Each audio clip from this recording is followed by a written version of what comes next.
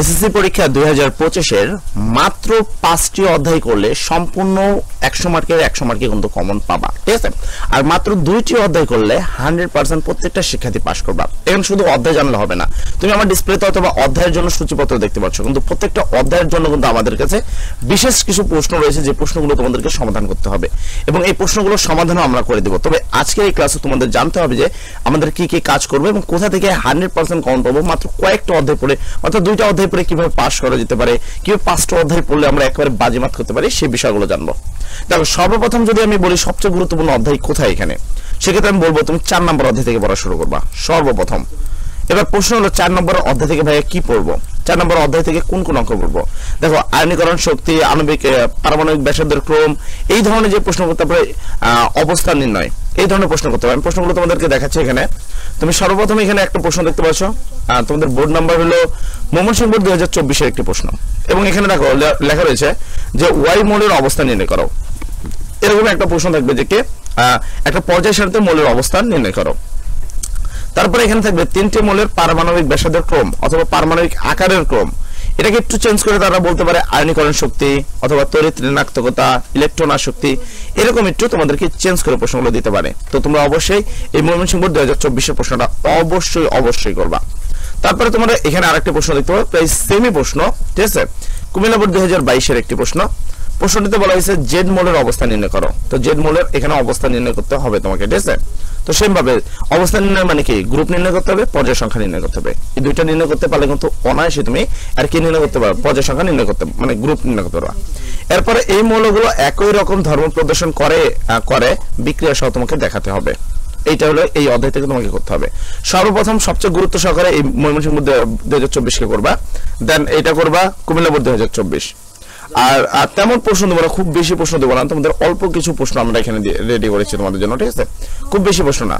আচ্ছা, লাস্ট প্রশ্ন তোমাদের আর একটা প্রশ্ন দেবো, সেটা হলো যশোর বোর্ড 2024, ঠিক আছে, যেখানে লেখা আছে 1 নং মৌলগুলো একই গ্রুপের অন্তর্ভুক্ত কিনা এটা দেখাও এবং ধাতব ধর্ম প্রদর্শন করো। তবে আমি তোমাকে একটু কথা বলি যে এইখানে যে প্রশ্নটা আছে যে পারমাণবিক ব্যাসার্ধ, এখানে কিন্তু আয়নীকরণ শক্তি, ইলেকট্রন আসক্তি, তড়িৎ ঋণাত্মকতা থাকতে পারে। সেক্ষেত্রে তুমি আরো দু একটা বোর্ড দেখবা যেগুলোর মধ্যে এই জায়গায় এই কথাটা না লেখা আয়নীকরণ শক্তি লেখা রয়েছে। কথা ক্লিয়ার? তো আমাদের এই প্রথম অধ্যায়টা আমাদের ক্লিয়ার হলো। এরপর আমরা করব 5 নম্বর অধ্যায়, যে অধ্যায়ের নাম হলো রাসায়নিক বন্ধন। খুবই গুরুত্বপূর্ণ একটি অধ্যায়। এই অধ্যায় থেকে কি ধরনের প্রশ্ন করবা, সর্বপ্রথম এই বিষয়টা আসে। এই অধ্যায় থেকে সর্বপ্রথম করব বরিশাল বোর্ড 2024, যেখানে লেখা আছে যে এটা 2 এর নিয়ম অনুসরণ করে। এটা প্রশ্নটাকে একটু ঘুরিয়েও যদি বলি, এটা হতে পারে যে অষ্টক নিয়ম অনুসরণ করে কিনা, ঠিক আছে। প্রশ্নটা থাকতে পারে এটার অষ্টক নিয়ম অনুসরণ করে কিনা। তো 2 এর নিয়ম এবং অষ্টক নিয়ম প্রশ্নগুলো কিন্তু সেম, ঠিক আছে। তো এইগুলো তোমাকে ভালো করে করতে হবে। এবং এখানে 2টা যৌগ আছে, যৌগ 2টি পানিতে দ্রবীয় হবে কিনা, পানিতে দ্রবীভূত হবে কিনা। আয়নীকরণ শক্তি বা আয়নিক যে যৌগগুলো সেগুলো কিন্তু পানিতে দ্রবীভূত হবে। আর যেটা কি তোমার আয়নীকরণ না, মানে সমযোজী যৌগ, সেটা কি পানিতে দ্রবীভূত হবে না। এই বিষয়গুলো নিয়ে আগে আমরা দেখাচ্ছি, দেন আমরা সমাধান করবো, ঠিক আছে। তারপরে এখানে আমরা দেখবো পরবর্তী প্রশ্ন, এটা তোমাদের কুমিল্লা বোর্ড 2024। তো এখানে বলা হয়েছে কি বিদ্যুৎ পরিবহনের কৌশল তোমাকে ব্যাখ্যা করতে হবে এবং পানিতে দ্রবণীয় হবে কিনা সেটা তোমাকে দেখাতে হবে। কথা ক্লিয়ার? আর সর্বশেষ হিসাবে করবে রাজশাহী বোর্ড 2022। এখানে তোমরা করবা এটা কোন ধরনের বন্ধন গঠন করে এবং এটা এই যৌগগুলো পানিতে দ্রবণীয় হবে কিনা। তো এই তো মোটামুটি কি বোর্ড করবা, Barishal board 2023, Cumilla board 2023, Rajshahi board 2022, আর এখানে বাকি 2টা আছে, এই 2টা করবা। লাস্ট 4 নাম্বার যশোর বোর্ড 2022 অথবা বরিশাল বোর্ড 2019, যেকোনো একটা করবা। তো এই কয়টা করলে এই অধ্যায় থেকে অবশ্যই কমন পাবা। তো আমি প্রশ্ন কিন্তু বলে দিলাম। এরপর 6 নম্বর প্রশ্ন, মৌলের ধারণা ও রাসায়নিক গণনা। এখান থেকে লিমিটিং বিক্রিয়া, এই ধরনের প্রশ্নগুলো বা মৌলের নির্ণয় করো, এই ধরনের কাজগুলো করতে হবে। আমি অল্প কিছু অধ্যায় বলবো। এবার বলে কথা বলি, যারা পাস করতে চায় তারা কি করবা, তোমরা এই 2টা অধ্যায় পড়ো, 100% পাস। এই 2টা অধ্যায়, জাস্ট এই 2টা অধ্যায় পড়ো, 100% পাস, কোনো সমস্যা নেই। কথা ক্লিয়ার? এবার মৌলের ধারণা ও রাসায়নিক গণনা 6 নম্বর অধ্যায়। এখানে আমরা কি পড়বো, মৌলের ধারণা ও রাসায়নিক গণনাতে আমরা সর্বপ্রথম যেটা পড়বো সেটা হলো আমরা এখান থেকে 2 নম্বর প্রশ্ন যেটা দেখতে পাচ্ছ, ঢাকা বোর্ড 2023 প্রশ্নটা। ঢাকা বোর্ড 2023 প্রশ্ন কি, মৌলের শতকরা সংযুক্তি নির্ণয় করো এবং লিমিটিং বিক্রিয়ক কোনটি। এই ধরনের যে প্রশ্নটা আছে, লিমিটিং বিক্রিয়ক কোনটি, বা দ্রবণকে মিশ্রণের পর দ্রবণের প্রকৃতি কেমন হবে, অম্লীয় না ক্ষারীয়, বিষয়টা কিন্তু একই। এই লিমিটিং বিক্রিয়া আর হলো অম্লীয় না ক্ষারীয়, এই দুইটা প্রশ্ন একই প্রশ্ন, শুধু কি প্রশ্নের মধ্যে চেঞ্জ হলো এক লাইনের বিষয়, ঠিক আছে। তো এখানে তোমাকে অবশ্যই এই যে ঢাকা বোর্ড 2023 এই প্রশ্নটা খুব মনোযোগ সহকারে করতে হবে। তার পরবর্তী প্রশ্ন যেটা রয়েছে যে আণবিক সংকেত নির্ণয় করো, আণবিক সংকেত নির্ণয় করো এবং এটাকে ডেসিমলে বা সেমিমোলারে পরিণত করো, রাজশাহী বোর্ড 2023, খুবই গুরুত্বপূর্ণ তোমাদের জন্য, এই অধ্যায়টা ভালো করে করতে হবে। এরপর করতে হবে চট্টগ্রাম বোর্ড 2023, যেখানে করতে হবে তোমাদেরকে স্থূল সংকেত নির্ণয় করতে হবে এবং প্রত্যাশিত উৎপাদ পাওয়ার জন্য বিক্রিয়কে কি কি প্রয়োজন হবে সেটা করতে হবে, ঠিক আছে। তো এখানে কয়টা 2, 3, 4 অর্থাৎ হলো ঢাকা বোর্ড, রাজশাহী বোর্ড এবং চট্টগ্রাম বোর্ড 23। এই যে প্রশ্ন আর লাস্ট প্রশ্ন তোমাদের, এই প্রশ্নটা যদিও আমরা ওইটার সাথে রেখেছি, লাস্ট প্রশ্ন হলো চট্টগ্রাম বোর্ড 23-এর। এই যে কটা প্রশ্ন তোমাকে দিলাম, এই অধ্যায় থেকে এই কটা প্রশ্ন করলে 100% কমন পাবা, ঠিক আছে। তো আমাদের গেল কটা অধ্যায়, 3টা অধ্যায়। এবার কথা আমি আরো 2টা অধ্যায় দিতে চাইছি, বিশেষ করে যারা প্লাস পেতে চায়, যারা বিশেষ করে কি পেতে চায়, প্লাস পেতে চায়। তো এটা কি প্রথম পর্ব হলো রাসায়নিক বন্ধন বা রাসায়নিক বিক্রিয়া। এই অধ্যায় থেকে পড়বা তোমরা রাসায়নিক বিক্রিয়াতে কি করবা, যেমন এটা রিডাক্স মানে জারণ বিজারণ কিনা, লাসাতলের নীতিকে অনুসরণ করে কিনা, এই ধরনের কাজগুলো করবা। অধ্যায় নম্বর কত, সপ্তম। তো সপ্তম অধ্যায় থেকে আমরা কি কি পড়বো এটা আমরা দেখে নিই, যে সপ্তম অধ্যায়ের প্রশ্নের মধ্যে কোনটা। এখানে 1 নম্বর প্রশ্নে আমি গ নাম্বারটা করতে বলবো, ঢাকা বোর্ড 2024-এর যে গ নাম্বার, ঘ না শুধু গ, আমি তোমাকে জুম করে দেখা দিচ্ছি যে প্রশ্ন লেখা থাকবে 1 নং সমীকরণের রিডাক্স বিক্রিয়ার সমীকরণ সহ দেখাও। এই শুধু এতটুকু তোমাকে দেখতে হবে ভালো করে, কথা ক্লিয়ার? আচ্ছা, তারপরে যদি তুমি এখানে খেয়াল করো, এখানে বিক্রিয়াটা আছে, আমি এটা দিচ্ছি না। তো এখানে তোমরা এখানে খেয়াল করবা যে ময়মনসিংহ বোর্ড 2024, এখানে ঘ নম্বর প্রশ্ন উদ্দীপকের বিক্রিয়ায় লাসাতলের নীতির প্রয়োগ ঘটে, যুক্তি সহ দেখাও। আর গ নম্বরে থাকবে ডেলএস এর মান নির্ণয় করো। এটার গ নম্বর প্রশ্ন কি থাকবে, ডেলএস। ডেলএস যদি এই অধ্যায় না 8 নম্বর অধ্যায়ের প্রশ্ন, বাট এটার গ নম্বর প্রশ্ন থাকবে ডেলএস নির্ণয় করো, আর নিচে থাকবে হলো লাসাতলের নীতি প্রয়োগ দেখাও।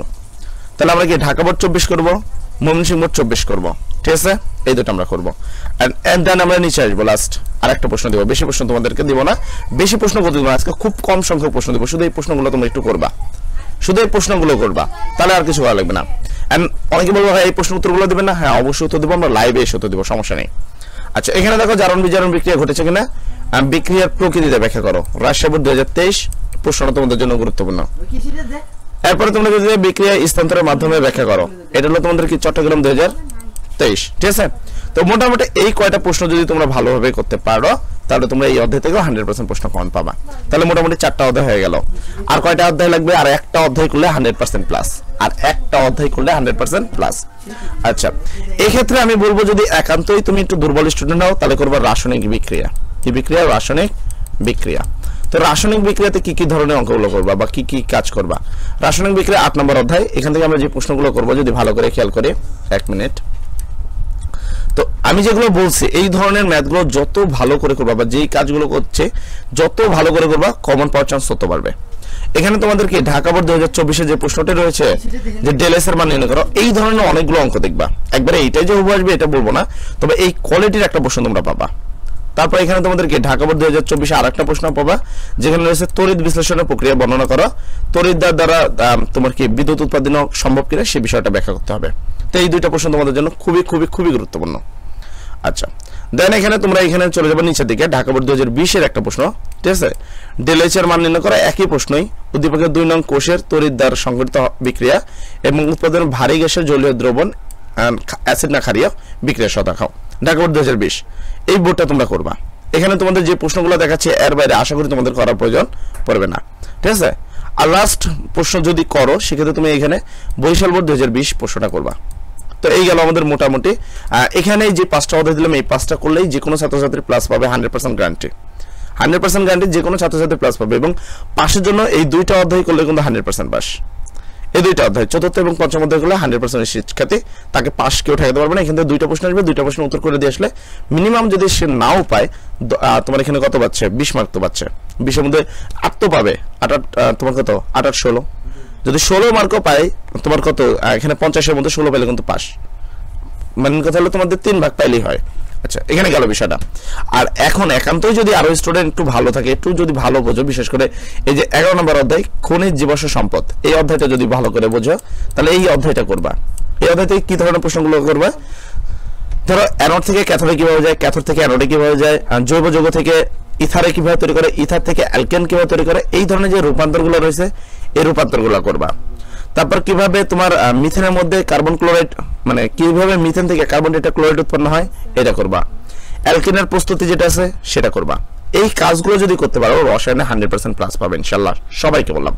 তো আজকে আমি তোমাদের সিকিউ সম্পর্কিত সকল বিবরণ বুঝিয়ে দিলাম এবং কিভাবে তোমরা খুব অনায়াসে প্রশ্নগুলো কমন পেতে পারো সেই বিষয়টা নিয়ে কিন্তু কথা বললাম।